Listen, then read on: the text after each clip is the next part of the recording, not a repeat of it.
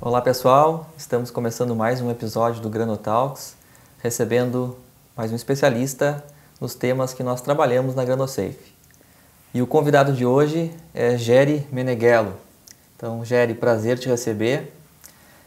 O Gery atua na área de sementes, já ele vai comentar mais sobre o trabalho dele. E Gery, eu te conheci em 2005, quando eu tinha acho que 15 anos na época, visitando a faculdade de agronomia junto ao meu tio, o Alexandre Levien, que hoje trabalha na ProSementes. E fui conhecer o curso de agronomia para ver se havia interesse em cursar faculdade, o que eu achava deste curso. Me encantei na visita com o que eu vi, acabei cursando agronomia e hoje, muitos anos depois, estamos aqui te recebendo para este bate-papo muito especial.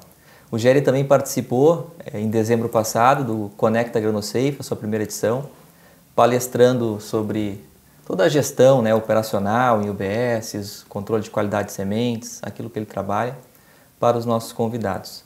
Então, Gery, novamente é um prazer te receber e eu queria que inicialmente tu te apresentasse e falasse um pouquinho para a nossa audiência como que tu começaste a te aprofundar no mundo das sementes. Pois bem, Natan, muito obrigado pelo convite. Estou lisonjeado e honrado de estar aqui participando do Granotalks e dizer que esse comentário que você fez daquele episódio lá de 2015, eu confesso que momentaneamente eu não lembrava dele. 2005, né? Foi muito bacana te receber lá na ocasião, né? Eu lembro perfeitamente, o Alexandre, o Dr. Alexandre era colega na pós-graduação na época, né? E por inúmeras vezes a gente recebeu lá na faculdade turmas de alunos que estão finalizando o ensino médio, né? E às vezes pessoas de forma individual que assim o fazem como você o fez, né?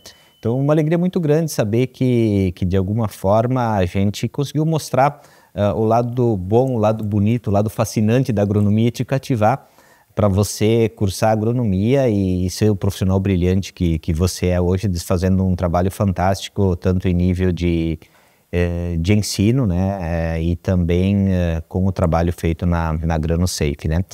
Quero saudar aí a todos que estão nos assistindo aí, né? Eu vou evitar falar bom dia, boa tarde, boa noite, porque alguém pode estar nos assistindo na parte da noite, outros pela manhã e outros à tarde, né? Então uma saudação especial a todos aí que estão nos assistindo, né? E em função da conversa eu acabei não propriamente me apresentando formalmente, né? Então eu sou Gery Eduardo Meneghello, engenheiro agrônomo, sou servidor técnico administrativo da Universidade Federal de Pelotas, onde exerço o cargo de engenheiro agrônomo, né? E aproveitando o gancho, Natan, falar um pouco sobre a nossa trajetória na área de sementes, a gente reflete e vê que o tempo passa bastante rápido e que muitas coisas aconteceram ao longo dos anos, né? Eu sempre fui uma pessoa que, durante o curso de graduação na universidade, eu procurei aproveitar ao máximo o que a universidade oferece. Eu acho que a universidade abre muitas portas, muitas possibilidades que vão muito além daquelas atividades obrigatórias, das disciplinas, dos trabalhos que você precisa fazer, mas há inúmeras oportunidades de outros treinamentos, outros engajamentos, outras atividades, estágios, iniciação científica. E uma das atividades que se colocou à minha frente, uma oportunidade que eu aproveitei, que sem dúvida nenhuma foi extremamente importante, foi um programa que à época era chamado Programa Especial de Treinamento. Hoje a sigla continua o mesmo, PET, mas com outra nomenclatura, né? E dentre as atividades que a gente precisava fazer, era reuniões semanais, grupos de estudos, cursos de língua estrangeira, mas também nos era incentivado a gente fazer estágios em alguma área dentro da agronomia. E à época, o hoje já falecido professor Jorge Luiz Nedel, ele estava recém iniciando as suas atividades na Universidade Federal de Pelotas. Ele teve a sua trajetória construída na Embrapa Trigo, e um profissional de uma inteligência fantástica, brilhante, que foi quem me abriu as portas para o mundo sementeiro. E eu comecei a estagiar no laboratório de sementes, acompanhando atividades de estudantes de pós-graduação, no ano de 1995, então já se vão mais de 30 anos, né? E de alguma forma eu nunca me desvinculei do mundo sementeiro, porque eu estagiei lá, depois concluído o curso de agronomia, prestei concurso público, fui aprovado, e aí se desenvolveu a possibilidade de continuar os estudos em nível de pós-graduação, né? Então eu fiz o meu mestrado e o meu doutorado na mesma área. E, bom, aí a vida nos deu a formação profissional e o mundo sementeiro, eu costumo dizer que ele é apaixonante, ele é uma cachaça. Depois que a gente começa a atuar, a estudar nessa área, a gente pega gosto, né, e nos identificamos com isso e seguimos as atividades desde então, né? Perfeito. E hoje em dia, quais são os principais temas de pesquisas dentro do mundo das sementes que tens trabalhado, Gério? Então, eu tenho hoje me dedicado mais às sementes, não exclusivamente, mas prioritariamente às sementes daquelas chamadas grandes culturas, as espécies produtoras de grãos, né? Então, eu tenho trabalhos hoje em andamento na área de sementes de soja, de milho e de arroz, basicamente prioritariamente essas três culturas, com temáticas um pouco diferentes cada uma delas. Na área da cultura da soja, eu tenho dedicado uma especial atenção a um fenômeno chamado rasgo do tegumento ou rompimento fisiológico do tegumento, né? Tegumento é aquela parte mais externa da semente de soja, que você sabe muito bem, quem está nos assistindo também, envolve os cotilédones, né? E algumas cultivares, em alguns anos, em algumas circunstâncias especiais, esse tegumento ele tem um crescimento que não consegue acompanhar o crescimento dos cotilédonos e ele rompe, fisiologicamente ele rompe.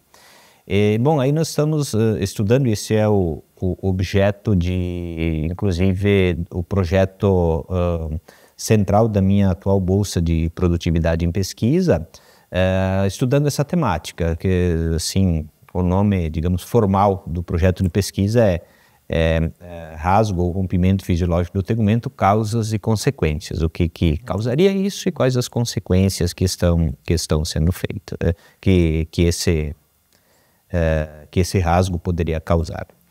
E ainda na temática da cultura da soja, eu desenvolvo trabalhos atualmente buscando identificar eventuais impactos que diferentes processos, que diferentes manejos causam no desenvolvimento inicial das plantas e das plântulas, né?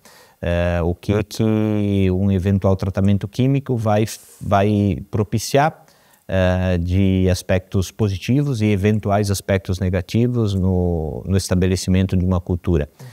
Especialmente no sistema de raiz, no sistema radicular. A gente costuma olhar na parte aérea das plantas, mas e o que acontece na parte subterrânea, né? Então a gente tem estudado essa temática, né? Na cultura do arroz, os estudos atuais são na questão do uso de polímeros no tratamento de sementes. As sementes podem ser tratadas, como você bem sabe, com diversos produtos com objetivo fitossanitário, fungicidas, inseticidas, produtos com outras finalidades, por exemplo, nutrientes, e associado a isso se utilizam polímeros, né? Polímeros, substâncias inertes, uma sequência, por definição, né? Uma sequência de um produto de uma natureza orgânica que ele vem como agregador, que vem como um produto que vai manter o produto, o princípio ativo aderido à semente. Bom, mas esse produto, esse polímero ele não pode prejudicar, né, o contexto. Então estamos desenvolvendo alguns trabalhos polímeros até para uma liberação mais gradual, exatamente, né? exatamente. Princípios ativos que estão. Exato, muito bem colocado. E por fim, então, na área da cultura do milho, aí uma preocupação que nós recebemos de indústrias sementeiras, inclusive há um aporte financeiro, a gente sabe as dificuldades, né, de recursos que as universidades têm, então sempre que é possível a gente conseguir algum auxílio financeiro, obviamente seguindo todos os trâmites necessários para isso, os registros formais, né, que esse tipo de parceria demanda. na questão do estudo do impacto do armazenamento temporário da semente de milho. A indústria de sementes de milho utiliza um nível tecnológico bastante grande, bastante alto, possui um alto valor agregado, tem toda uma tecnologia de produzir semente colhendo na espiga e você transportando espigas para as unidades de beneficiamento, fazendo despalha, fazendo a secagem em espiga, o que isso propicia você colher mais próximo da maturidade fisiológica, e você faz a debulha. E em alguns casos, entre a debulha e o beneficiamento propriamente dito, ou a classificação, a semente fica armazenada no que se chama de um armazenamento temporário, né? É semelhante ao que acontece na indústria de grãos, né?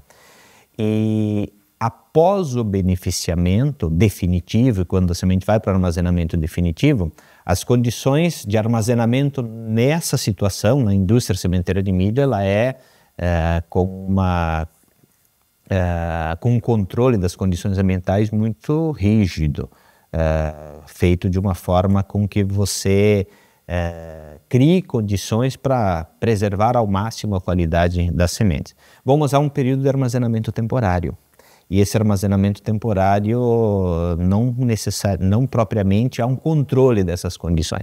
Então a gente está fazendo um estudo bem detalhado nessa temática para verificar efeitos imediatos, que é aquele efeito que você concluiu o período de armazenamento e ele já se manifesta, mas há também o efeito latente. Perfeito. Que o que vai acontecer, a semente armazenada por X dias ou X semanas, no armazenamento temporário, sem um controle efetivo, rígido, e o que vai acontecer 6 meses para frente, um ano para frente, que a semente de milho você consegue armazenar por mais tempo, né?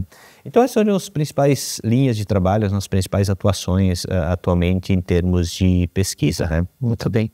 Bom, para vocês que nos assistem, para saberem, nós estamos gravando hoje este episódio aqui em Pelotas, na zona sul do Rio Grande do Sul. E Geri, nós estamos concluímos há pouco uma safra que foi extremamente difícil, principalmente para a soja, por conta das chuvas, dificuldades impostas pelo clima em um ano de El Niño. O que tu viste nas empresas que produzem sementes de arroz e soja aqui na nossa região de dificuldades em função deste clima imposto esse ano? Pois então, pessoal, eu acho que todos que estão nos assistindo aí, né, sabem das dificuldades climáticas que o estado do Rio Grande do Sul tem passado, e eu diria não somente na presente safra, mas nas últimas 3, 4 safras, por razões diferentes, né? Nós viemos aí nas safras 21, 22 e 22, 23, com períodos de estiagem muito grande aqui no estado do Rio Grande do Sul, em função dos fenômenos El Niño e Laninha, né? E aí agora na presente safra, então o cenário era de que a quantidade de chuvas, pelo menos não iriam faltar. Mas não só elas não faltaram, como elas vieram em excesso, principalmente no final, né? E aí todo mundo sabe, né, a tragédia aí que nós aí do Rio Grande do Sul sofremos, né? Muitas regiões com problemas bastante graves, problemas nas regiões urbanas, mas também nas regiões rurais. Tem muita propriedade rural com processo erosivo, com processos de perda de solo, e que isso vai gerar alguns problemas pela frente aí nos próximos anos. Mas na questão da produção de sementes, o que foi impactado propriamente nesse cenário? No sul do Rio Grande do Sul, embora nós não tenhamos assim uma quantidade muito grande de empresas sementeiras, empresas produtoras de sementes de soja localizadas, mas na região sul do Rio Grande do Sul as semeaduras são um pouco mais tardias, consequentemente a colheita mais tardia também. Se conclui o arroz, depois ingressa na soja. Depois ingressa na soja, né? E justamente muitas áreas elas estavam ainda no campo. E essas que estavam no campo, sim, elas sofreram perdas consideráveis, né? Houveram perdas de áreas que eram destinadas a se produzir sementes e que não foram colhidas ou não foram colhidas com finalidade de serem utilizadas para semente, tiveram que ser destinadas a outra finalidade. E aquelas que conseguiram ser colhidas, elas passaram por períodos de estresses consideráveis. Quer seja se a planta não estivesse em maturidade fisiológica, que aí o processo de maturação ele não aconteceu da forma adequada, sob condições favoráveis, quer seja se a maturidade já tivesse sido atingida. Os opostos, né? Porque aí você não tem mais um contato vascular da planta mãe com a semente e você está na prática fazendo um armazenamento a campo, né? E aí você está sob efeito das intempéries todas, né? E aí sim, essas cultivares mais tardias, aí vale para a soja também para o arroz, né? Ficou tomando chuva em excesso, próximo da maturidade, bom, aí isso pode comprometer a qualidade, né? Parece mais dano por umidade depois. Sem dúvida nenhuma. Trazole. Sem dúvida nenhuma. Até se me permite, Nathan, há 2 semanas atrás, aconteceu em Londrina, 2 semanas atrás, o pessoal considerando o dia da gravação, né? Em julho. Estamos em julho de 2024 fazendo essa gravação. Aconteceu a reunião da pesquisa da pesquisa de soja em Londrina, lá no Paraná, e eu tive a oportunidade de fazer uma participação online lá na ocasião, em que eu trouxe o cenário, né? Apresentei o cenário das dificuldades, dos desafios do panorama da produção de sementes de soja dos 3 estados do sul, né? Então, do Rio Grande do Sul, o cenário é basicamente esse que eu lhe falei, com dificuldades, com uma redução um pouco da produção de semente, principalmente daquelas cultivares tardias, aquelas cultivares que seriam naturalmente colhidas mais tarde.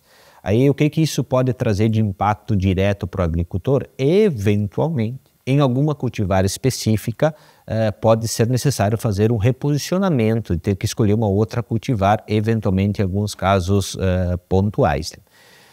Já nos outros estados e naquelas cultivares de ciclo mais precoce, a realidade foi diferente, né? Os problemas ambientais foram menores. No entanto, se nós pegarmos, por exemplo, dados do Paraná e de Santa Catarina, as dificuldades maiores foram lá no início, em que atrasou a semeadura em alguns locais, porque choveu muito lá no início, no momento do estabelecimento, né?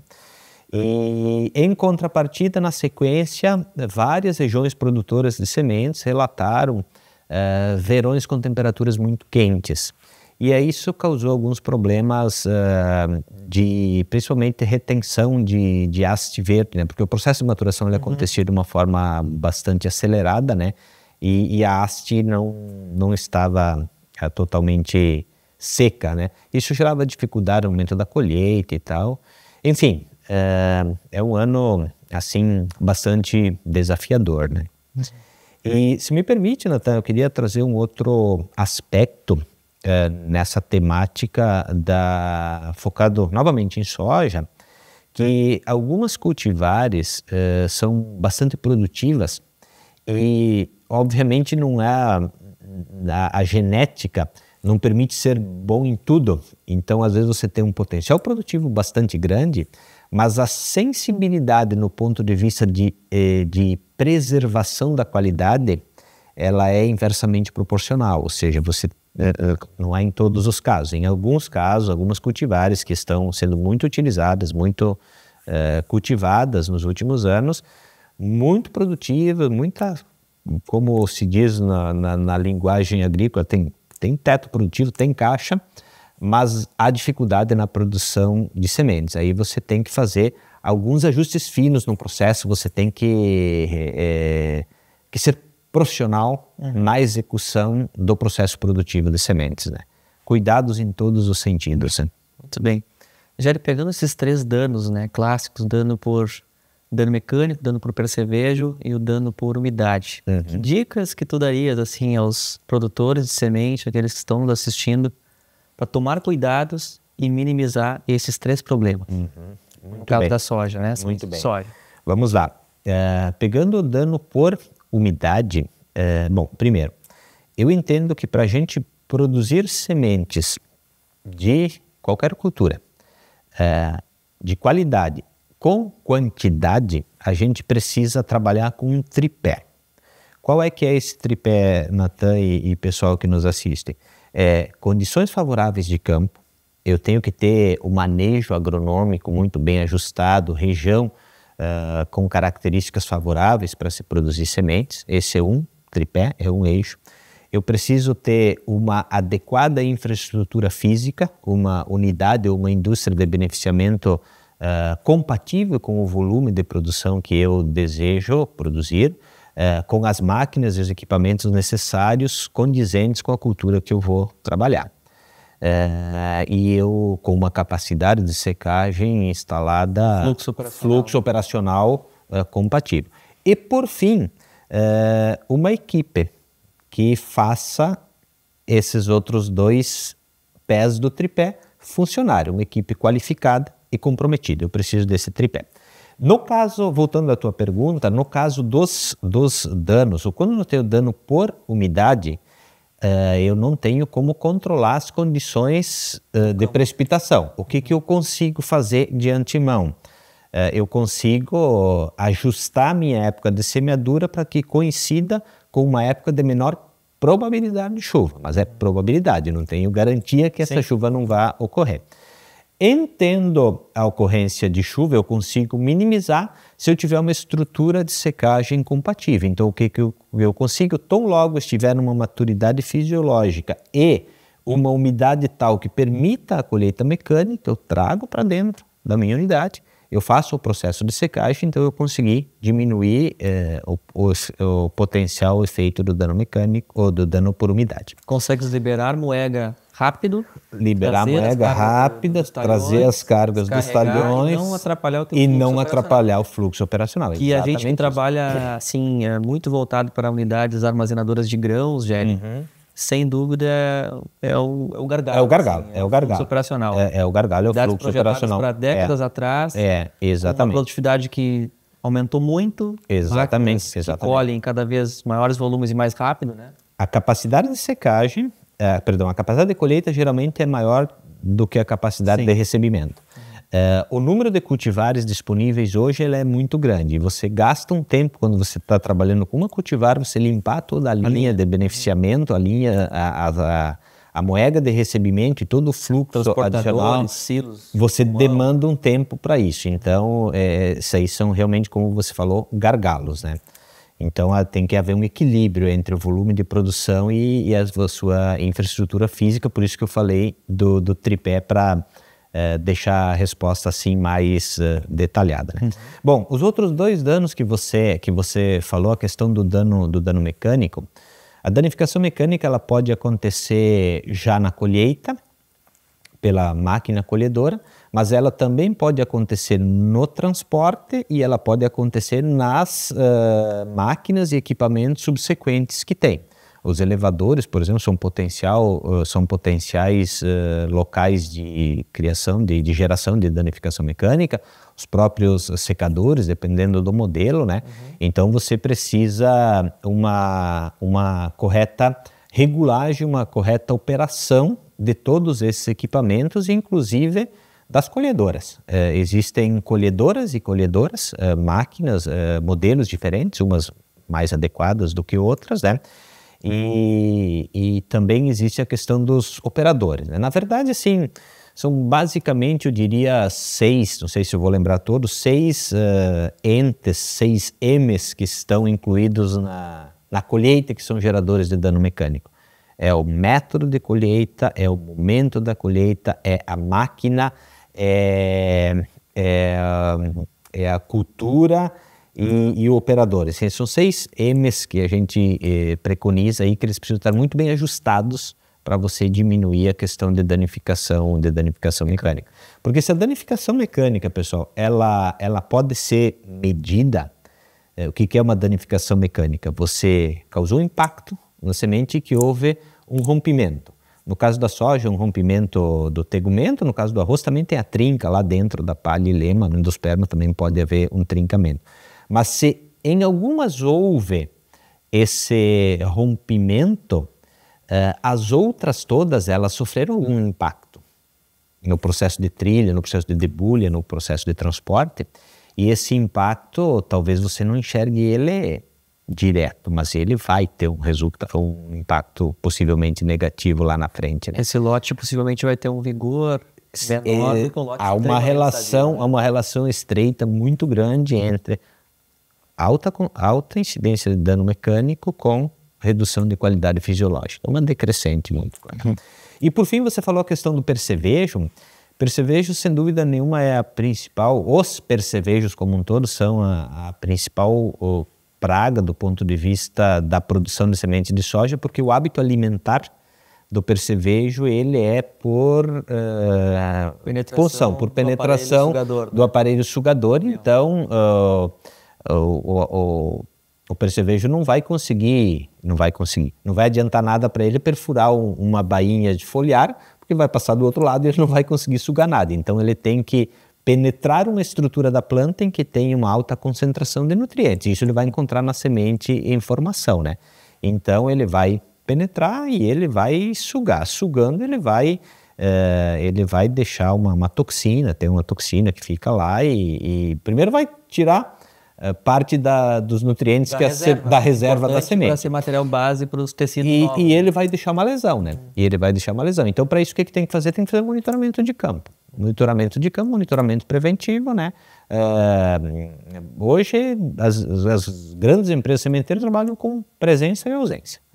Vai no controle, tem a presença de percevejo, controle preventivo. Aqui na Zona Sul não é um dos principais problemas, né, Géry? Mas para o pessoal do Centro-Oeste... Exatamente. Paraná, realmente aqui nós somos privilegiados nesse quesito, nós temos uma menor incidência, mas em outras regiões do Brasil isso é um problema bastante grave. O pessoal precisa fazer várias aplicações, né? Várias aplicações preventivas. Géry, você que viaja bastante pelo Brasil, até fora aqui nos países vizinhos, né? Tem te acompanhado. Qual que é o principal gargalo, assim, do setor sementeiro, seja na produção no campo, nas UBSs? O que enxergas como os principais gargalos ou o principal gargalo para a produção de sementes de qualidade?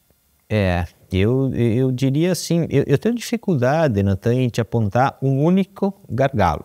Eu te diria que é um conjunto de situações em que eles se põe à frente ao setor. Um deles eu tenho certeza que é o fluxo operacional de algumas unidades que a gente acabou de falar. Sim, né? Sem dúvida a questão de infraestrutura de unidades de beneficiamento para algumas empresas. Incompatível com o que ela precisa. Porque aumentou muito, né? O número de empresas sementeiras, de maneira geral, ele diminuiu ao longo dos anos, mas elas aumentaram muito de tamanho. Então, uma mesma empresa, o Brasil está produzindo muito mais sementes do que anos atrás, mas o número de empresas é menor. Isso significa o quê? Que o tamanho das empresas aumentaram. Se aumentou o tamanho da empresa, aí aumenta a dificuldade, porque você vai ter que trazer sementes de mais longe, do campo de produção até o UBS, você vai ter mais cultivares que você vai estar recebendo, e às vezes você fez a concepção, o planejamento da empresa, da tua infraestrutura, considerando uma realidade de alguns anos atrás. E essa realidade, ela muda rapidamente ao longo dos anos, né? Então essa sim é uma dificuldade que tem surgido.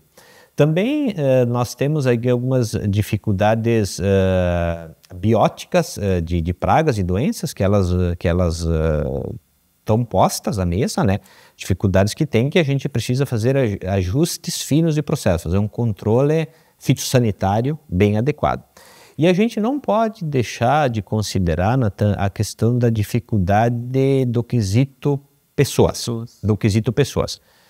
A gente tem conversado assim com inúmeras pessoas e há situações, por exemplo, de empresas cuja unidade de beneficiamento, unidade de recepção, ela está localizada numa fazenda. Zona rural. E aí a competição pela retenção de talentos, de mão de obra, em diferentes níveis dentro da empresa, ela é bem considerável. Eu vou citar um exemplo, por exemplo, um operador de empilhadeira. Você sabe que empilhadeira é um equipamento básico numa unidade de grãos, numa unidade de sementes, tem muita empilhadeira. Na indústria como um todo. Só que se você pegar um hipermercado, ele também tem empilhadeiras dentro. Se você vai olhar um macro atacado, você vai ver que tem os pallets lá com o material armazenado. É a mesma empilhadeira. O salário não vai mudar muito do operador de empilhadeira de um local ou de outro. Agora a gente precisa entender o lado do ser humano também, né? Às vezes você tem que deixar a sua família, conviver com a sua família, os filhos precisando do apoio, de escola e tal. Há uma competição desigual. Então, isso tem sido relatado como uma dificuldade de retenção de talentos. Não que na zona rural não tenha escola, mas para buscar outras opções. Né? Exatamente.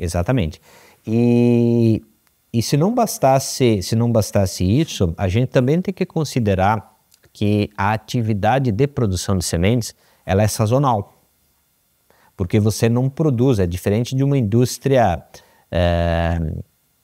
pegando na nossa área de proximidade, o próprio arroz. Você colhe o arroz, você armazena e vai beneficiando, descascando, polindo, embalando, espalhado ao longo do tempo. Os fardos à medida que à medida que o varejo demanda. Na produção de sementes, o que tem? Você colhe numa determinada época, você tem que, o mais rápido possível, secar, beneficiar, armazenar. Fica armazenado 6, 7 meses, aí você vai ter um outro grande momento de demanda de mão de obra, que é o momento do carregamento e transporte. E isso faz com que você tenha muitos trabalhadores temporários. E aí você tem uma equipe de colaboradores que você precisa treinar constantemente. Isso tem sido reportado como uma das grandes dificuldades do setor. E você sabe, você trabalha com essa temática, uma coisa é você ser um colaborador que está trabalhando com grão. Você operar uma colhedora para colher soja, que ela vai ser destinada à indústria de esmagamento, você não precisa ter tantos cuidados como se você estiver colhendo uma lavoura que vai ser usada uma vez como que semente. Atenda os padrões de comercialização, tá tudo certo. Qualidade da tá soja tudo da certo. Indústria. Exatamente. A mesma coisa é quando você tem um secadorista que opera um secador que vai secar uma carga de milho que vai ser destinada para ração. E outra quando está operando um secador para carga cuja carga vai ser usada para semente. Alguns graus, por alguns minutos a mais, você pode comprometer muito a qualidade. Né? E isso se agrava quando tem as unidades ainda antigas, que tem secadores que não tem um grau de automação, ou nem tem nada de automação, ou controles mais rigorosos. E aí exige muito do ser humano operando ali para controlar bem a temperatura da massa de grãos, ou sementes, temperatura do ar, etc. Né? Você falou uma palavra, Nathan, que me permitiu puxar um outro gancho na discussão, que é a questão de automação. Assim como nós temos unidades, assim como a gente tem empresas que operam unidades projetadas há alguns anos, 20, 30 anos, nós temos também unidades extremamente modernas. Tão modernas que estão conceitualmente sendo chamadas de indústrias de beneficiamento de sementes, e com um grau de automação muito grande.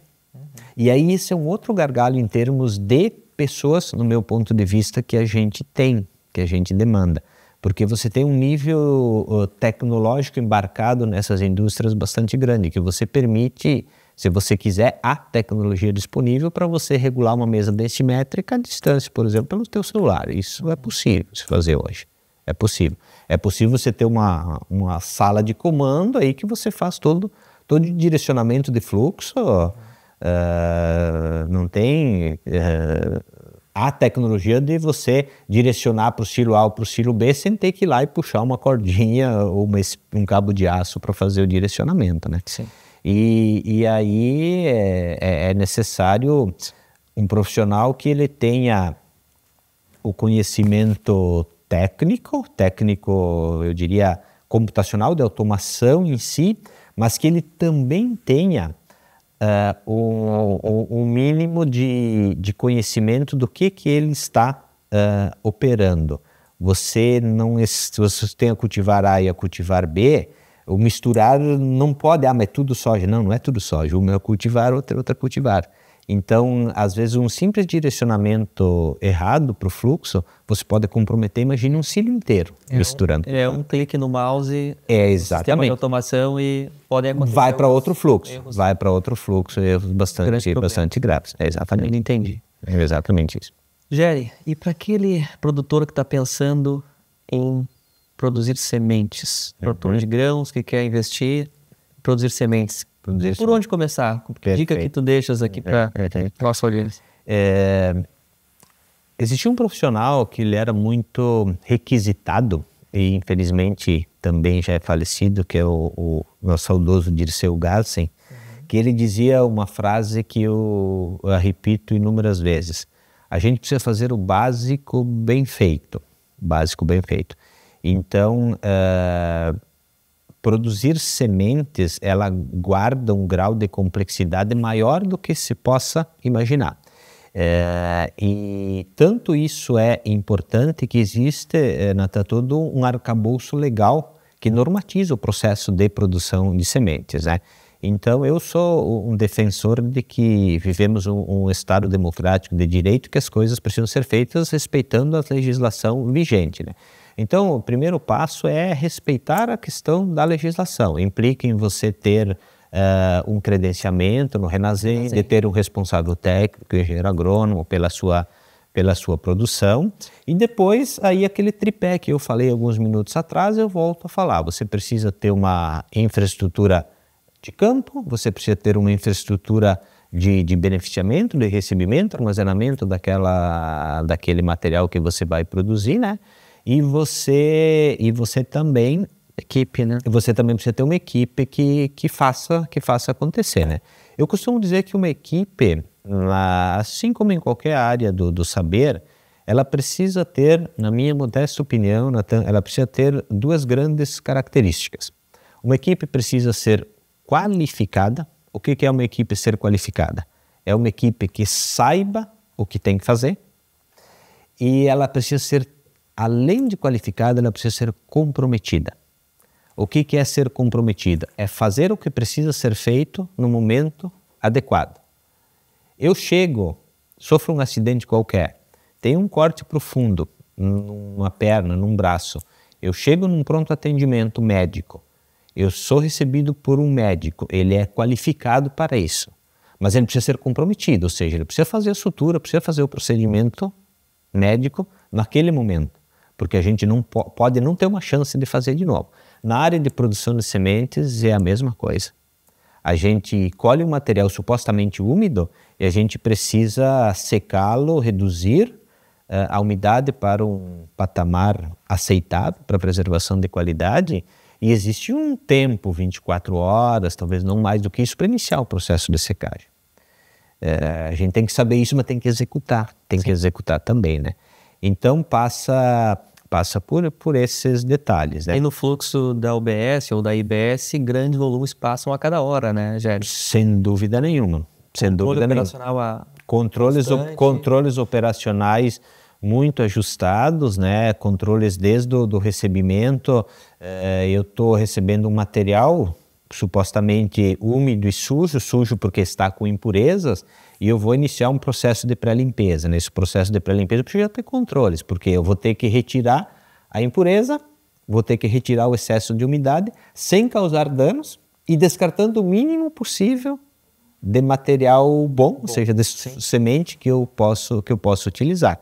Então, até para a sustentabilidade do negócio, eu preciso buscar em todos esses fluxos dentro da unidade o que eu chamo de eficiência e eficácia.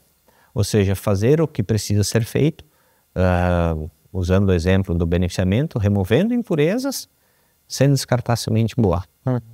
Não é propriamente fácil, a gente precisa mais de um equipamento corretamente ajustado, e não significa, até que quando eu tenho uma regulagem para uma cultivar e uma regulagem para um lote, para um campo que eu estou recebendo, que ele vai ser o mesmo para todo. Eu tenho que fazer ajustes adequados ao material que eu estou trabalhando. Né?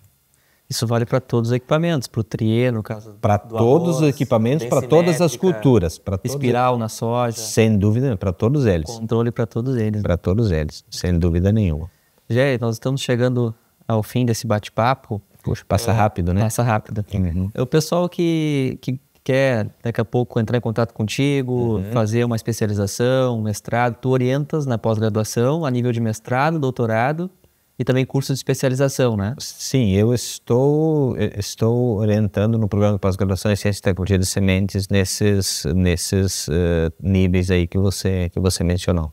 Ótimo, então. Aqueles que tiverem interesse podem buscar o perfil profissional do Géry no LinkedIn ou em outra plataforma. Eu mantenho todas as redes sociais, Instagram, Facebook, LinkedIn e demais, mas não sou propriamente muito ativo. Mas o pessoal me encontra lá, geralmente, Géry_Meneghello, vocês não terão dificuldades aí para me encontrar. Tudo bem, então muito obrigado, Géry, por mais essa participação tua junto à GranoSafe, agora no GranoTalks. E pessoal, fiquem atentos ao nosso canal do YouTube, a nossa playlist do GranoTalks para assistir mais episódios e nós voltaremos com outros entrevistados. Até lá. Perfeito, pessoal. Até uma próxima oportunidade.